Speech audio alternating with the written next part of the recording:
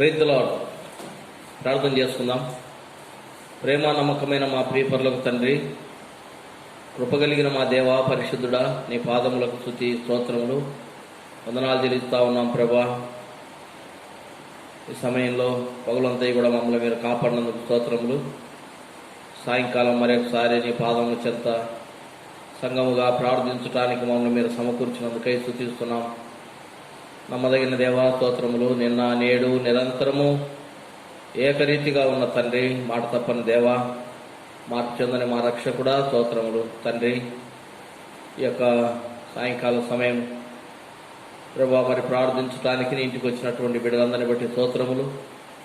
ఎందరైతే మరి రాలేక ఉంటా ఉన్నారో మరి లైవ్ ద్వారా నీ మాటలు వింటూ సంఘంతో ఏకీభవించి ప్రార్థించడానికి కూడా సహాయపడమని ప్రార్థిస్తున్నాం. ఇప్పటికంతట్లో మీరు తోడైండండి. పాటల ద్వారా స్తుతించే కృపను దయచేయండి. వాక్యం ద్వారా మీ దాసుని మీరు నిలబెట్టుకొని మీ నోటికి పొరగా మీరు వాడుకొని మాతో మాట్లాడండి. కరెంటును మైకును మౌతును నీ స్వాధీనం ఉంచుకోనండి ప్రభా. మంచి వాతావరణము మీరు అనుగ్రహించి మయం పొందండి. బయట నుంచి ఎటువంటి ఆటంకాలు, తొందరపాటు, అంధకార శక్తులు, చీకటి శక్తులు వేసినాములు బంధించి పారదోలుతున్నాం ప్రభా. ఎటువంటి ఆటంకాలు ఎదురు కాకుండా సహాయపడమని మీరు మాకు తోడైండండి. సమస్తము నీ చిత్తానుసారంగా నీ స్వాధీనం ఉంచుకొని నడిపించుమని యేసుక్రీస్తు నామంలో స్తోత్రించి అడిగి వేడుకుంటున్నాం తండ్రి, ఆమేన్.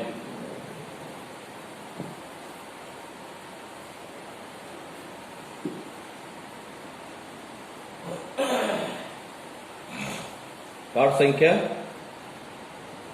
572. 572 పాత పాట బుక్లో 485. ప్రభువా పంపు వర్షమును నీ వాగ్దానములో స్థిరపరచే,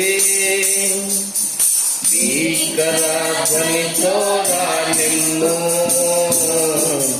భీకర ధ్వనితో నిన్ను.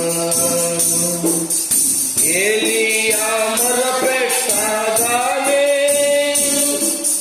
మేఘములు కారు కమ్మేను. ఏలియా మొరపెట్టగానే మేఘములు కారు కమ్మేను. మోపైన వాన భూమిపైన కురిసే, మోపైన వాన భూమిపైన కురిసే. నాది నా ప్రార్థన వినుమా, నాది నా ప్రార్థన వినుమా.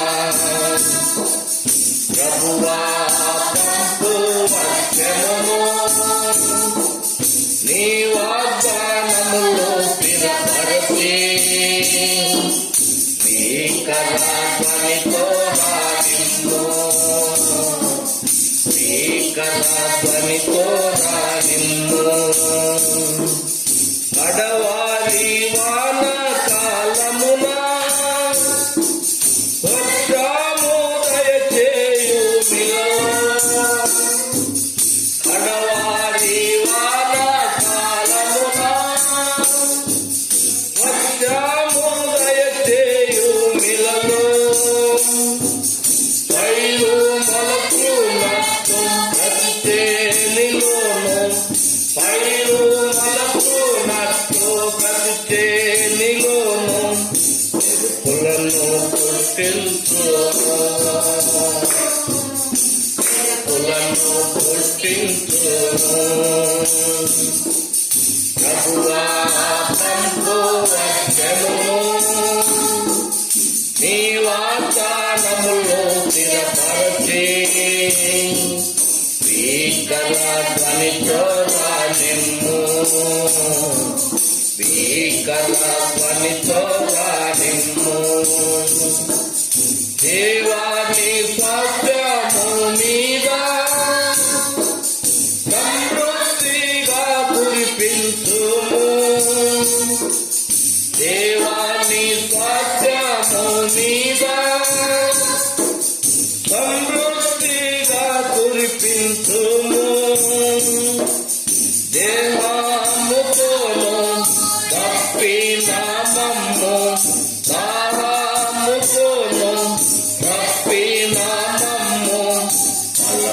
బలపరచి స్థిరపరచుము, బలపరచి స్థిరపరచుము. ప్రభువా పంపు వర్షమును నీ వాగ్దానములో స్థిరపరచి భీకర ధ్వనితో రానిమ్ము, భీకర ధ్వనితో రానిమ్ము. ఆత్మీయ దొడ్డుతనములో నలమాటించుతున్న మాకు, ఆత్మీయ దొడ్డుతనములో నలమాటించుతున్న మాకు ఉపదేశమితి పరిశుద్ధపరచి, ఉపదేశమితి పరిశుద్ధపరచి జీవింపజేయు మమ్ము, జీవింపజేయు మమ్ము. ప్రభువా పంపు వర్షమును నీ వాగ్దానములో స్థిరపరచి భీకర ధ్వనితో రానిమ్ము,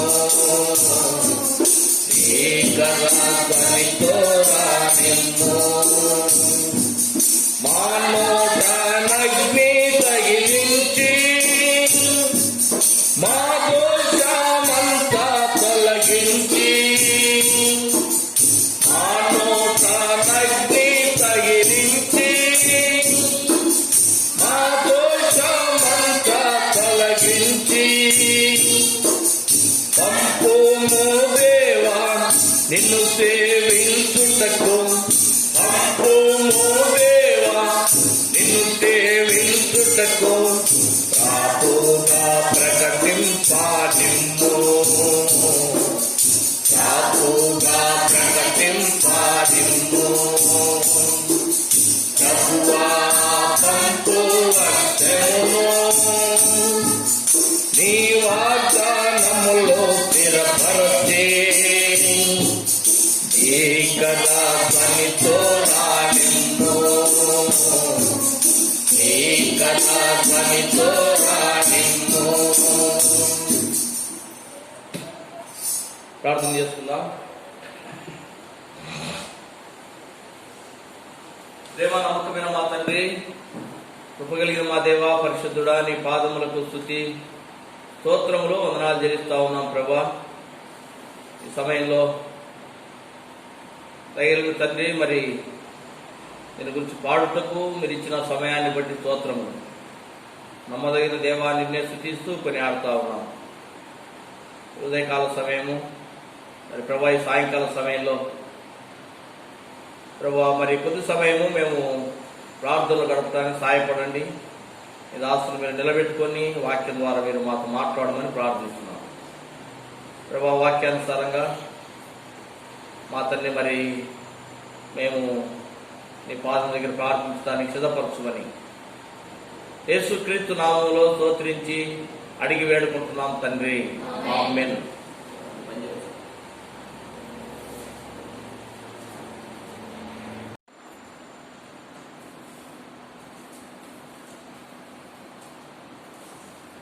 ప్రార్థన కొరకై పరిశుద్ధ గ్రంథంలో కొన్ని మాటలు చదువుకుంటాం. యాకోబు రాసిన పత్రిక 5వ అధ్యాయము, యాకోబు రాసిన పత్రిక 5వ అధ్యాయము 13వ వచనం నుంచి 18వ వచనం వరకు కలిసి చదువుకుందాం. యాకోబు రాసిన పత్రిక 5వ అధ్యాయము 13వ వచనం నుంచి 18 వరకు మనం కలిసి చదువుకుందాం. మీలో ఎవరికైనానో శ్రమ సంభవించినా అతడు ప్రార్థన చేయవలెను, ఎవరికైనానో సంతోషము కలిగిన అతడు కీర్తనలో పాడవలెను. మీలో ఎవడైనానో రోగి అయి ఉన్నాడా అతడు సంఘపు పెద్దలను పిలిపింపవలెను. వారు ప్రభు నామమున అతనికి నూనె రాసి అతని కొరకు ప్రార్థన చేయవలెను. విశ్వాస సహితమైన ప్రార్థన ఆ రోగిని స్వస్థపరచును. ప్రభు అతనిని లేపును. అతడు పాపము చేసిన వాడైతే పాప క్షమాపణ నొందును. మీ పాపములను ఒకరితోనొకడు ఒప్పుకొనుడి, మీరు స్వస్థత పొందినట్లు ఒకరి కొరకు ఒకరు ప్రార్థన చేయండి. నీతిమంతుని విజ్ఞాపన మనస్పూర్వకమైనదై బహుబలము గలదై ఉండును. ఏలైనగా ఏలియా మన వంటి స్వభావము గల మనుషుడే. వర్షింపకున్నట్లు అతడు ఆసక్తితో ప్రార్థన చేయగా 3.5 సంవత్సరముల వరకు భూమి మీద వర్షము లేదు. అతడు మరలా ప్రార్థన చేయగా ఆకాశము వర్షమిచ్చెను, భూమి తన ఫలమునిచ్చెను. దేవుడి సమయంలో ఈ మాటల ద్వారా మనతో మాట్లాడడం గాక. చదువుకున్నటువంటి భాగము మరి ఇక్కడ జ్ఞాపకం చేసుకుంటా ఉన్నాము. భక్తుడు యాకోబు రాసినటువంటి మాటలు 13వ వచనంలో, మీలో ఎవరికైనాను శ్రమ సంభవించిన అతడు ప్రార్థన చేయవలెను. కనుక మనము శ్రమలో ఉన్నప్పుడు ప్రభు దగ్గర ప్రార్థన చేస్తే దేవుడు శ్రమల్లో నుంచి విడిపించేవాడు. శ్రమలో ఓన్లీ మరి శ్రమలలో కష్టములో ఉన్నప్పుడే కాదు, అన్ని సమయంలో మనం ప్రార్థించాలా, ప్రభును స్తుతించాలి. ప్రాముఖ్యంగా ఇక్కడ అంటా ఉన్నాడు, మీలో ఎవరైనా శ్రమలో ఉన్నారా? ఆ శ్రమలో ఏం చేయాలంట? మనము ప్రార్థన చేయాలి. ఎప్పుడైతే మనం ప్రార్థన చేస్తామో దేవుడు ఆ శ్రమలలో నుంచి ఆయన విడిపిస్తాడు.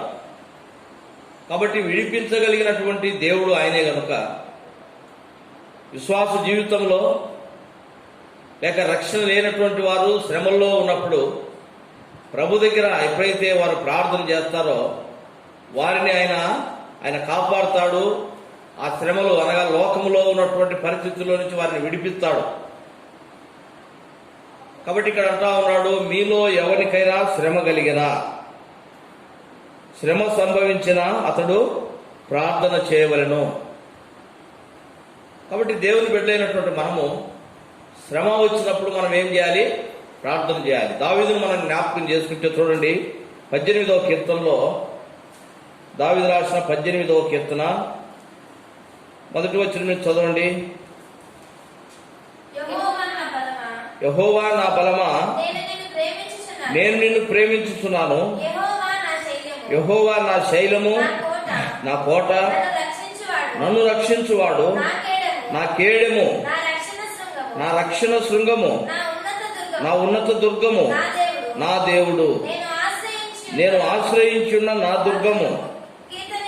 కీర్తనీయుడైన యెహోవాకు నేను మొరపెట్టగా ఆయన నా శత్రుల చేతిలో నుండి నన్ను రక్షించెను. మరణ పాశములు నన్ను చుట్టుకొనగను. భక్తిహీనులు వరద పొర్లు వలె నా మీద పడి బెదిరింపగను. పాతాళపు పాశములు నన్ను అరికట్టగను. మరణపు ఉరులు నన్ను ఆవరింపగను. నా శ్రమలో నేను యెహోవాకు మొరపెట్టి తిని, నా దేవునికి ప్రార్థన చేసి తిని, ఆయన తన ఆలయంలో ఆలకించి నా ప్రార్థన అంగీకరించెను. నా మొర ఆయన సన్నిధిని చేరి ఆయన చెవుల దొచ్చెను. ప్రియులారా, ఇక్కడ దావీదు శ్రమ వచ్చినప్పుడు ప్రభు దగ్గర ప్రార్థన చేస్తా ఉన్నాడు. కీర్తనీయుడైనటువంటి యెహోవాకు నేను మొరపెట్టగా ఆయన నా శత్రుల చేతిలో నుండి నన్ను రక్షించినాడు. కనుక శత్రుల చేతిలో దావీదు చెక్కబడ్డాడు. అటువంటి ఆ సమయంలో దావీదు స్తుతులకు పాత్రుడైనటువంటి, కీర్తింపగలిగినటువంటి, కీర్తనలకు కారణభూతుడైనటువంటి దేవుని దగ్గర, సమస్తమును సృష్టించినటువంటి దేవుడు, సమస్త దేశంలో మానవాళ్ళందరి చేత స్తుతులు పొందుతున్నటువంటి దేవాతి దేవుడు. నేను ఆయన దగ్గర నేను మొరపెడతా ఉన్నానని దావీదు అంటా ఉన్నాడు. ఎందుకు? ఆయనే శ్రమలలో నుంచి విడిపించేవాడు. కాబట్టి నేను ఆయనకు మొరపెడతా ఉన్నాను. ఆయన ఎటువంటి గొప్పవాడు, ఆయన ఎటువంటి ఘనత వహించినటువంటి వాడై ఉంటా ఉన్నాడు. దావీదు అంటా ఉన్నాడు 1వ వచనంలో, యెహోవా నా బలము అంటా ఉన్నాడు. కనుక తన బిడ్డలకు ఆయన బలమైనటువంటి వాడు, తనను నమ్మినటువంటి వారికి ఆశ్రయ దుర్గమైనటువంటి వాడు. దావీదు ఈ కీర్తన రాసినటువంటి సందర్భాలు మనం జ్ఞాపకం చేసుకుంటే, మనం ఎప్పుడు ఈ బలము అని దేవుని మనము కొనియాడుతామనంటే, బలహీనమైనటువంటి సందర్భంలో ఎప్పుడైతే మనకు బలం అవసరమో, శత్రువు మీద పోరాడుట కొరకై ఆ బలము మనకు కావలసినటువంటి సమయంలో ప్రియులారా, ప్రభు యొక్క శక్తిని మనం అడుగుతాం.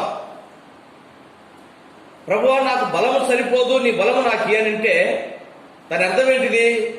నువ్వు బలవంతుడవు, నువ్వు బలమైన వాడవు. దావీదు అంటున్నాడు, యెహోవా నా బలము. అంటే నేనైతే బలహీనుని, బలము లేని వాడిని. దావీదు అంటా ఉన్నాడు, నేను బలము లేనటువంటి వాడిని, దేవుడు నాకు బలమైనటువంటి వాడు. యెహోవా నా బలము అని దావీదు ఎప్పుడు అంటా ఉన్నాడంటే, తను బలహీనుని అని గుర్తెరిగినప్పుడు. కాబట్టి మన జీవితంలో కూడా శత్రు మీద పోరాడటానికి మన బలం కాదు కావాల్సింది, మన శ్రమలలో విడిపించబడటానికి దేవుని యొక్క బలము మనకు అవసరము. కాబట్టి దావీదు అంటా ఉన్నాడు, యెహోవా నా బలము, నేను ఆయనను ప్రేమించుచున్నాను. ఇంకా దేవుని మానవుడు ప్రేమించటం, కనుక దేవుడు మానవుని ప్రేమిస్తా ఉన్నాడు. యోహాను సువార్త 3:16 ఈ దేవుడు లోకమును ఎంతో ప్రేమించెను. యోహాను రాసిన మొదటి పత్రిక 4:8 అంటాడు, దేవుడు ప్రేమ స్వరూపి. అయితే ఇక్కడ దావీదు ఏమంటా ఉన్నాడు, నేను ఆయనను ప్రేమిస్తా ఉన్నా. దేవుని మానవుడు ఎప్పుడు ప్రేమిస్తా ఉంటాడు. అయితే మానవుడు దేవుని ఎప్పుడు ప్రేమించగలుగుతాడు? దేవుని యొక్క గొప్పతనాన్ని రుచి చూచినప్పుడు. 116వ కీర్తనలో దావీదు అంటాడు, మొదటి వచనం చదవండి. 116వ కీర్తన మొదటి వచనంలో, యెహోవా నా మొరను నా విన్నపములను ఆలకించి ఉన్నాడు, కాగా నేను ఆయనను ప్రేమించుతున్నాను. చూడండి, మనిషి దేవుని ఎప్పుడు ప్రేమిస్తాడు అని అంటే, నా మొర ఆయన విన్నప్పుడు, నా శ్రమలలో నుంచి ఆయన విడిపించినప్పుడు, నా అవసరతలు ఆయన తీర్చినప్పుడు. దావీదు స్పష్టంగా అంటా ఉన్నాడు అనమాట, యెహోవా నా మొరను నా విన్నపములను, నా మనవులు ఆయన విన్నాడు, నా మొరలు ఆయన విన్నాడు, నా అక్కర ఆయనకు చెప్పుకున్న ఆయన విన్నాడు. కాబట్టి నేను ఆయనను ప్రేమిస్తా ఉన్నాను. ఆయన విని ఊరుకునేవాడు కాదు, అవసరతలు తీర్చే దేవుడు. అందుకే దావీదు అంటా ఉన్నాడు, యెహోవా నా బలము, నేను ఆయనను ప్రేమించుచున్నా. నా మొరను విని నా యొక్క విన్నపములను ఆయన ఆలకించి శత్రుల చేతిలో నుంచి నన్ను ఆయన విడిపించినాడు. నేనంటే ఆయనకు చాలా ప్రేమ, కాబట్టి నేను ఆయనను ప్రేమిస్తా ఉన్నాను. ప్రభువు మొరలు ఆలకించేవాడు, మన విన్నపములు వినేవాడు. ఏ సందర్భంలో పెట్టేటటువంటి మొరలు అని అంటే, మనము ఎటువంటి శ్రమలలో ఉన్నా, ఎటువంటి ఇబ్బందుల్లో, కష్టములో ఉన్నా, అపాయములో ఉన్నా, అనారోగ్యతలో ఉన్నా, మనము ప్రభు యొక్క సహాయం కొరకై మనం మొరపెడితే ఆ మొరలు ఆయన వినేటటువంటి వాడు. దావీదు ప్రభు యొక్క గొప్పతనాన్ని చూచినాడు ప్రియులారా. అందుకే అంటా ఉన్నాడు, యెహోవా నా బలమా, నేను నిన్ను ప్రేమించుతున్నాను. యెహోవా నా శైలము, నా కోట, నన్ను రక్షించువాడు. కనుక ఇక్కడ అంటున్నాడు, ఆయన నా శైలము, నా కోట అయినటువంటి వాడు, అనగా ఆశ్రయ దుర్గమైనటువంటి వాడు, నాకు కోటగా ఉండేటటువంటి వాడు. నన్ను ఆయన ఎందుకు ఇటువంటి మాట దావీదు అంటా ఉన్నాడు? ప్రియమైనటువంటి వాళ్ళరా, చుట్టూ శత్రువాళ్ళు పొంచున్నప్పుడు ఆ శత్రు చేతిలో నుంచి దావీదును తప్పించి వారి చేతిలో చిక్కకుండా ఆయన ఒక కోటగా ఉన్నాడు, ఒక ఇల్లుగా ఉన్నాడు. కాబట్టి దావీదును దేవుడు ఆ విధంగా భద్రపరిచినాడు. పొంచి ఉన్నటువంటి శత్రు చేతిలో చిక్కకుండా నా చుట్టూ ఆయన కోటగా ఉండి ఆ కోటలో నన్ను భద్రపరిచినాడు. ఆశ్రయం లేనటువంటి సందర్భంలో పలికినటువంటి మాట. అన్ని సమయంలో కాపాడేవాడు దేవాదేవుడు. కింది భాగంలో అంటున్నాడు, ఆయన నా కేడమైనటువంటి వాడు, నా రక్షణ శృంగము, నా ఉన్నత దుర్గము. ఎందుకు దావీదు ఈ విధంగా అంటున్నాడు? అన్ని సందర్భాల్లో ప్రేమైనటువంటి వాడు. దేవుడు అన్ని పరిస్థితుల నుంచి తప్పించగలిగిన వాడు, శక్తినిచ్చేవాడు. ఆయన నా బలము అంటున్నాడు. ఎటువంటి బలము? నాకు ఆశ్రయం లేనటువంటి సమయంలో ఆశ్రయంగా ఉన్నటువంటి బలము, నాకు కేడమైనటువంటి బలము, కనుక నాకు ఉన్నతమైనటువంటి దుర్గముగా ఉన్నటువంటి వాడు, రక్షణ శృంగము. అన్ని పరిస్థితులలో అన్ని విధాలుగా కాపాడినటువంటి దేవుడు అన్నమాట. కీర్తనీయుడైనటువంటి దేవాది దేవునికి నేను మొరపెట్టినాను నా శ్రమలలో, ఆయన నన్ను విడిపించినాడు. ఇక్కడ మనం చదువుకున్నాం యాకోబు రాసిన పత్రిక 5వ అధ్యాయము 13వ వచనంలో, మీలో ఎవరికైనాను శ్రమ సంభవించినా అతడు ఏం చేయాలంట? ప్రార్థన చేయాలి. ఎందుకు? ఆ శ్రమలలో నుంచి విడిపించగలిగినటువంటి దేవుడు కనుక. మన జీవితంలో ఎటువంటి పరిస్థితులు ఎదురైనా, ఎటువంటి శ్రమలలో మనం ఉంటా ఉన్నాం, అనారోగ్యతలు, ప్రస్తుతం ఉన్నటువంటి ఈ యొక్క వైరస్ వ్యాప్తి చెందుతున్నటువంటి శ్రమ దినాలు, నిజంగా మనందరం శ్రమలలో ఉంటా ఉన్నాం ప్రియులారా. అయినా కూడా ఇటువంటి పరిస్థితుల్లో దేవునికి మనం దేవుని దగ్గర ప్రార్థన చేస్తే దేవుడు వాటన్నిటిలో నుంచి కూడా మనకు ఆశ్రయ దుర్గముగా ఉంటాడు. ఆ యొక్క పరిస్థితులలో ఆయన మనల్ని తప్పించగలిగినటువంటి వాడు. మన చుట్టూ ఆయన కోటగా ఉంటాడు, మనకు ఖేడమైనటువంటి వాడుగా ఉంటాడు. శ్రమలలో మనం పెట్టినప్పుడు ప్రేమైన వాళ్ళ మనం ప్రార్థన చేస్తున్నాము, కరోనా బాతలేదు కదా, నిరుత్సాహపడిపోవాల్సిన పని లేదు. అన్ని పరిస్థితులలో, అన్ని విధాలలో, భూమి మీద ఎదురవుతున్నటువంటి పరిస్థితులన్నింటిలో కూడా, వ్యాధులు కావచ్చు, కరువులు కావచ్చు, భూకంపాలు కావచ్చు,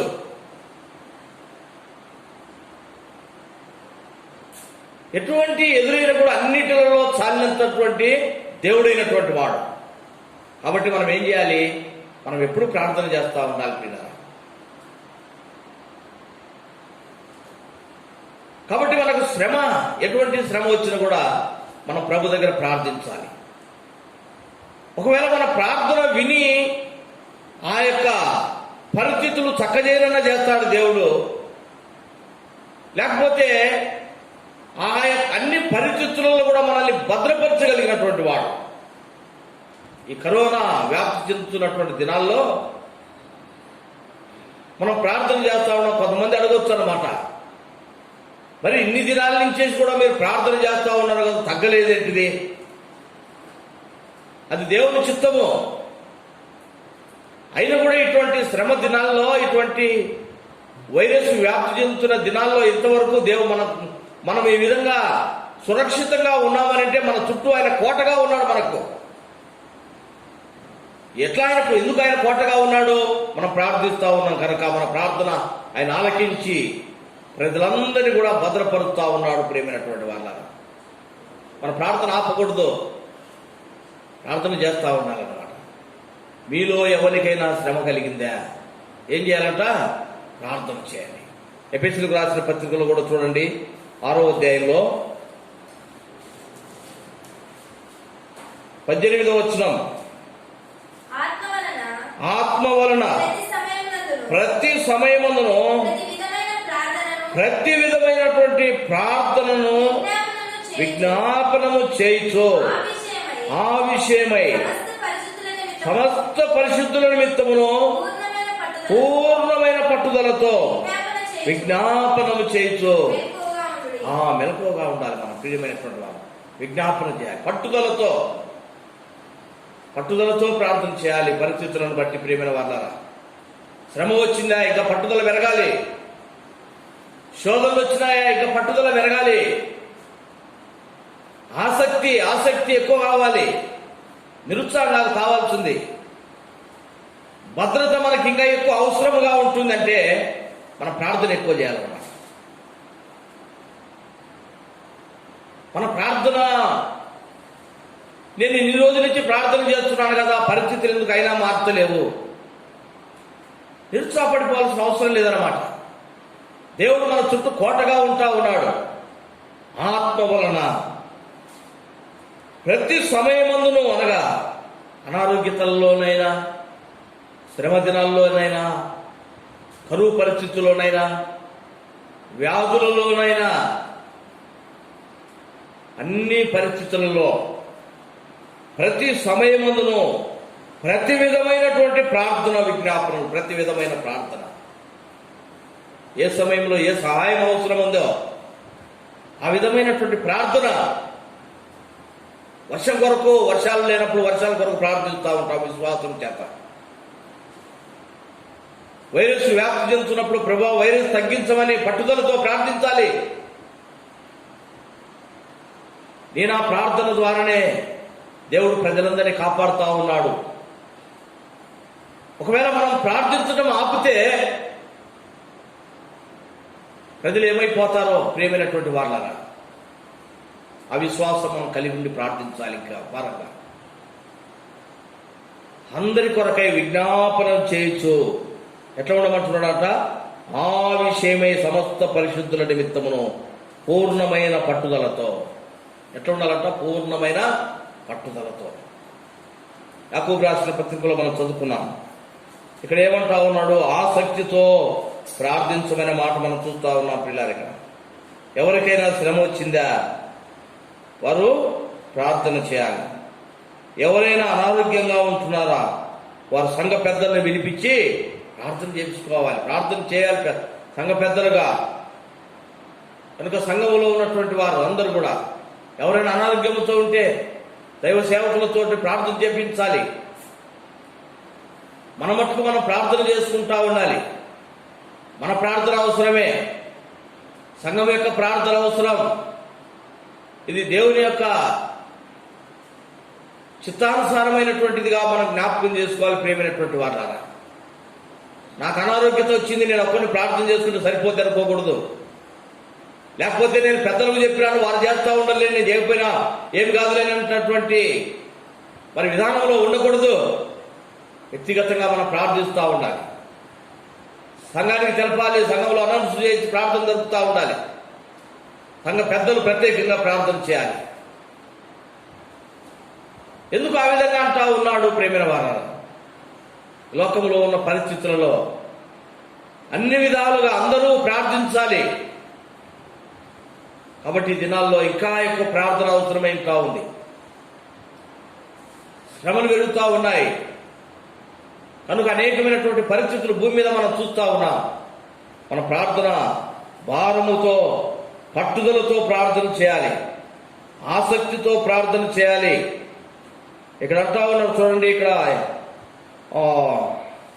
యాకోబు రాసిన పత్రిక 13వ అధ్యాయం 5వ అధ్యాయంలో 16వ వచనం కింది భాగం, నీతిమంతుని విజ్ఞాపన మనస్పూర్వకమైనదై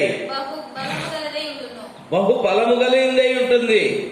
కనుక నీతిమంతుని యొక్క విజ్ఞాపన, కనుక దేవుని బిడ్డలైనటువంటి వారు ప్రార్థన చేయటం, విజ్ఞాపన చేయటం ఇతరుల కొరకు, అది ఎంతో బలము కలిగినటువంటిది. శత్రువును అణిచివేసేటిది నీతిమంతుల యొక్క ప్రార్థన. కాబట్టి ఇక్కడ మనకు కనుక ఇక్కడ ఒక ప్రవక్తను మనకు జ్ఞాపకం చేస్తా ఉన్నాడు. ఆయన ఎంతో ఆసక్తితో మరి ప్రార్థన చేసినాడు. ఏలియా 17వ వచనంలో, ఏలియా మన వంటి స్వభావం గల మనుషుడే, వర్షింపకుడినట్లు అతడు ఆసక్తితో ప్రార్థన చేయగా. చూడండి, ఆసక్తితో ప్రార్థన చేసినాడు ఏలియా. 3.5 సంవత్సరాలు వర్షం కురవకూడదని ప్రార్థన చేస్తూ వచ్చినాడు. రాజుల మొదటి గ్రంథం 17వ అధ్యాయంలో ఆ మాటలు రాయబడ్డాయి. ఉన్నటువంటి పరిస్థితులను బట్టి అక్కడ దేవుని మాట వినటువంటి ప్రజలు బయలులకు బలిపీఠాన్ని కట్టినారు, దేవుని కోపం తెప్పించినారు. ఓ మాట చదవండి, ఎక్కడ రాజులు మొదటి గ్రంథము 17వ అధ్యాయం మొదటి వచనము. రాజులు మొదటి గ్రంథం 17వ అధ్యాయం మొదటి వచనం. అంతటి గిలాదు కాపురస్తుల సంబంధీను ఏలియా ఆహాజునద్దకు వచ్చి, ఎవని సన్నిధి నేను నిలవబడి ఉన్నానో ఇశ్రాయేలుల దేవుడైన ఆ యెహోవా జీవము తోడు నా మాట ప్రకారము కాక ఈ సంవత్సరములలో మంచైనను వర్షమైనను పడదని చూడండి ప్రకటిస్తా ఉన్నాడు. ఏలి అంటా ఉన్నాడు, నేను ఎవరి సన్నిధిలో వచ్చి నేను నిలబడ్డానో ఆ జీవం కలిగినటువంటి దేవుని యొక్క దాసునిగా నేను చెప్తా ఉన్నాను. నా మాట కాదని భూమి మీద ఆయన వర్షము గాని మంచు గాని ఆయన కురిపించడు. ఎందుకు ఆ విధంగా చెప్పినాడు? వారు విగ్రహారాధన చేస్తూ వచ్చినారు, బయలుకు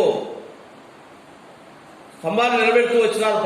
5వ అధ్యాయంలో 16వ అధ్యాయంలో దేవుడి కోపం వచ్చినటువంటి పనులు చేస్తూ వచ్చినారు. లోకములో ఉన్నటువంటి అవి ఎటువంటి విధానంలో మీకు వర్షమును కురిపిస్తాయా, లేకపోతే మంచు కురిపేయగలుగుతాయా, మిమ్మల్ని కాపాడగలుగుతాయా, ఒకవేళ మీ అవసరతలు తీర్చగలుగుతా ఉన్నాయా, లేక మీ శ్రమల నుంచి మిమ్మల్ని తప్పించగలుగుతా ఉన్నాయా? ఎంత మాత్రము కానే కాదు. అన్నీ ఇచ్చేవాడు దేవుడే. ఇదిగో నేను ప్రార్థన చేస్తా ఉన్నాను, నా ప్రార్థన వినేసి దేవుడు వర్షం కురవకుండా మంచు కూడా కురవకుండా ఆపేస్తాడు. ఆసక్తితో ప్రార్థన చేస్తూ వచ్చినాడు ప్రియమైన వాళ్ళ. ఇక్కడంటా ఉన్నాడు, ఏలియా మనలాంటి స్వభావం కలిగిన వాడే. అయితే ఏలియాలో ఏముందంట? పట్టుదల ఉంది, ఆసక్తి ఉంది, విశ్వాసం ఉంది. దేవుడిచ్చినటువంటి మాటలను నమ్మి విశ్వాసంతో ప్రార్థించినాడు. సమయానికి సరిపోయేటటువంటి ప్రార్థన చేస్తూ వచ్చినాడు. ఎఫెసీయులకు రాసిన పత్రిక 6వ అధ్యాయంలో మనం చదువుకున్నాం. సమయమునకు సరిపోయినటువంటి విధానంలో వాడు చదవండి 18వ వచనంలో. ప్రతి సమయమందును చూడండి, ప్రతి సమయమందును చేసినటువంటి ప్రార్థన.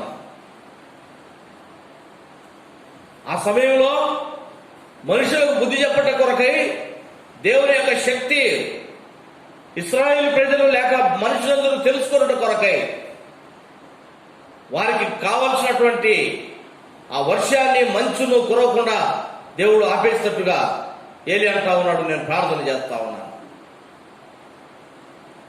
అంటే మనుషులందరికీ మేలు చేయకూడదని కాదు అక్కడ ఏలియా ప్రార్థించింది. దేవుని యొక్క శక్తి వారు తెలుసుకోవాలని ప్రియమైనటువంటి వాళ్ళ ఆసక్తితో ప్రార్థన చేస్తూ వచ్చినాడు. 3.5 సంవత్సరాలు వర్షం పడలేదు. 18వ అధ్యాయం 41 వచనం నుంచి మీరు తర్వాత చదవండి. అక్కడ తర్వాత విస్తారమైనటువంటి వర్షము మరలా ఏలియా ప్రార్థించిన తర్వాత పడ్డది. దేవుని బిడ్డలైనటువంటి మనము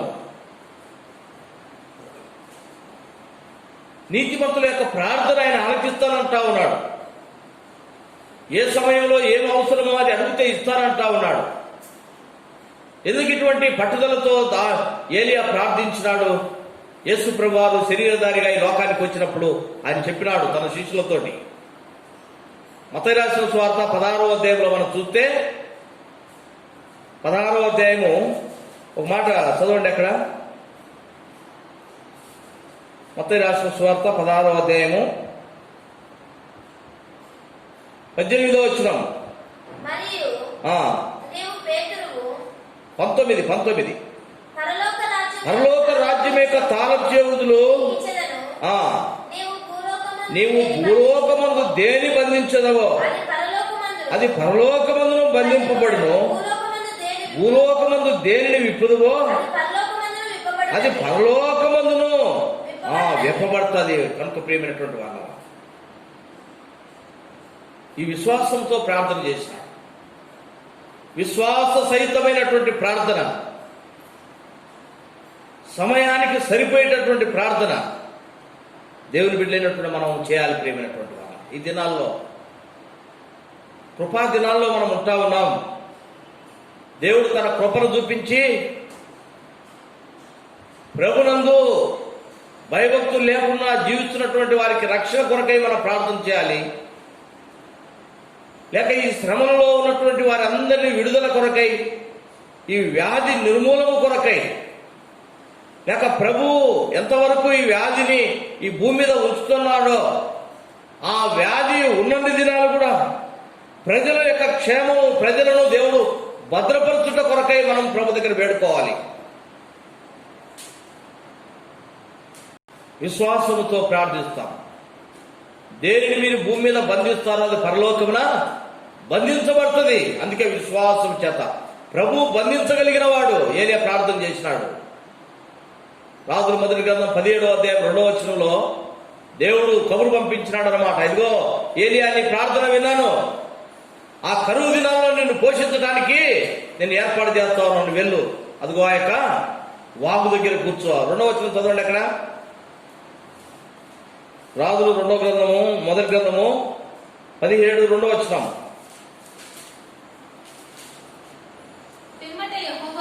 పిమ్మట యెహోవా వాక్కు అతనికి ప్రత్యక్షమై తూర్పు వైపునకు పోయి యోర్దానునకు ఎదురుగానున్న కెరీతు వాగు దగ్గర దాగియుండుము. ఆ వాగు నీరు నీవు త్రాగుదువు. అచ్చడికి నీకు ఆహారము తెచ్చుటకు నేను కాకోలములకు ఆజ్ఞాపించి తిని అని అతనికి తెలియజేస్తా ఉన్నాడు. ఏం చేసినాడు ఏలియా? వర్షం కురచకుండా, మంచు కురచకుండా ఆపేయమని ప్రార్థన చేసినాడు. దేవుడు వర్షమును మంచును కురకుండా ఆపేసినాడు. అయితే తన యందు విశ్వాసం ఉంచినటువంటి ఈ యొక్క భక్తుడు లేక ప్రవక్త ఈ ఏలియాకు పోషణ జరగాలి కదా. దేవుడు చెప్తా ఉన్నాడు, ఏలియా, నీవు చెప్పిన విధంగానే ఈ మనుషులందరికీ బుద్ధి వచ్చేటట్టయితే నేను చేయడానికి పెట్టినాను. అయితే నిన్ను నేను భద్రపరచాలి. నువ్వు వెళ్ళి అదిగో ఆ యొక్క వాగు దగ్గర ఉండు, నీకు ఆహారం తెస్తాను. దేంతో ఆహారం అంటండి? కాకుల చేత ఆహారం పంపిస్తాను. ప్రియమైన వాళ్ళగా, అన్ని పరిస్థితులలో దేవుడు తన బిడ్డలను కాపాడేటటువంటి వాడు. కాబట్టి అటువంటి ఆ వర్షం కురవకుండా కరువు వచ్చినటువంటి దినాల్లో తన దాసుడైనటువంటి ఏలియాను దేవుడు కాపాడుతూ వచ్చినాడు, ఆహారం ఇస్తూ వచ్చినాడు, పోషిస్తూ వచ్చినాడు. అన్ని పరిస్థితులలో కాపాడే దేవుడు ఆ దేవుడు. కనుక మనం ఏం చేయాలంట? శ్రమ వచ్చింది, ఆ ప్రార్థన చేయండి. శ్రమలో నుంచి తప్పించగలిగినటువంటి వాడు. ఆసక్తితో మనం ప్రార్థన చేయాలి, పట్టుదలతో ప్రార్థన చేయాలి. అన్ని సమయంలో ఏ సమయంలో ఏది అవసరమో అది చేయాలి. కాబట్టి ఇది యొక్క శక్తి దేవుని బిడ్డలైనటువంటి మనకు ఆయన ఇచ్చినాడు. భూమి మీద మీరు ఏది అడుగుతారో అది నేను ఇస్తాను. అది పరలోకంలో మీరు బంధిస్తే, భూమి మీద బంధిస్తే పరలోకంలో బంధు, పరలోకంలో బంధించబడితే మరి భూమి మీద మీరు విప్పితే పరలోకంలో విప్పుతాను. ఇంత గొప్ప అధికారము తన బిడ్డలైనటువంటి మనకి ఇచ్చినాడండి. కాబట్టి మనం ఏం చేయాలి? అందరి కొరకు మనం ప్రార్థన చేయాలి పట్టుదల చేత. దేవుని యొక్క చిత్తానుసారంగా మన శ్రమల దినాల్లో మనము ప్రభు దగ్గర ప్రార్థన చేయడం అవసరమై ఉంటా ఉంది. 120వ కీర్తనలో ఒక మాట చదువుకొని మనము ప్రార్థనలో ఏకీభవిస్తాము. 120వ కీర్తన మొదటి వచనం. నా శ్రమలో నేను యెహోవాకు మొరపెట్టి తిని ఆయన నాకు ఉత్తరం ఇచ్చాడు. కనుక శ్రమల్లో ఉన్నాం, ప్రభు దగ్గర మొరపెడదాం. ప్రభు ఉత్తరం ఇచ్చాడు, ప్రభు విడుదలిచ్చాడు, ప్రభు సాయం చేస్తాడు, ప్రభు మన కోటగా ఉంటాడు, ప్రభు మనకి ఇంతవరకు కోటగా ఉండి మనల్ని కాపాడుతూ ఉన్నాడు. ఎంతోమంది ఈ వైరస్ బారిన ఉంటా ఉన్నారు తన బిడ్డలు కూడా. దేవుడు ఎవరిని ఏ విధంగా నడిపిస్తా ఉన్నాడో అది ఆయన చిత్తము. ఆయన కూడా పాజిటివ్ రిపోర్ట్ వచ్చినటువంటి సేవకులు ఉంటున్నారు, విశ్వాసులు ఉంటా ఉన్నారు. ఇంకా రక్షణ పొందని వారు ఉంటున్నారు. అయినా కూడా దేవుని చిత్తం అదే. ప్రభువు యొక్క శక్తిని వారు తెలుసుకున్న కొరకై ప్రియమైనటువంటి వాళ్ళ ఆయన కూడా దేవుడు వారిని కాపాడుతూ ఉన్నాడు. కాబట్టి ఈ పరిస్థితులలో ప్రభు యొక్క సహాయం కొరకై మనము ప్రభు దగ్గర సంఘముగా ప్రార్థన చేద్దాం. దేవుడు కొన్ని మాటలు దీవించును గాక. కొంత సమయం మనము ప్రార్థనలు గడుపుతాం.